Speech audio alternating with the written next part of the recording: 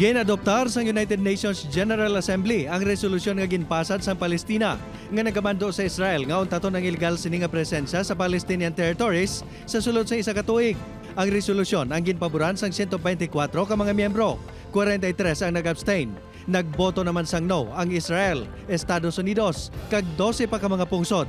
Ang resolusyon ang nagasanto naman sa opinyon sa International Criminal Court of Justice nga nagapahayag nga ang pag-okupar sang Israel sa Palestinian territories kag settlements ang illegal. Ginpangamuyuan ni Pope Francis ang tanan nga mga apektado sa makahalalit nga pagbaha sa kapungsuran sa Central kag Eastern Europe. Ang pinakamalala nga pagbaha sa nakaligad nga duha ka dekada ang nagbilin sang kahalitan sa Romania tubtob sa Poland. Lakip sa halit sini ang pagkalaguba sa mga taytay kag pagkalunod sa mga salakyan nga ginalauman magatuga sang binilyon ka dolyar nga galastuhan. 7 katawo ang napatay sa pagbaha sa Romania, 7 man sa Poland, 5 sa Austria, kag 3 sa Czech Republic.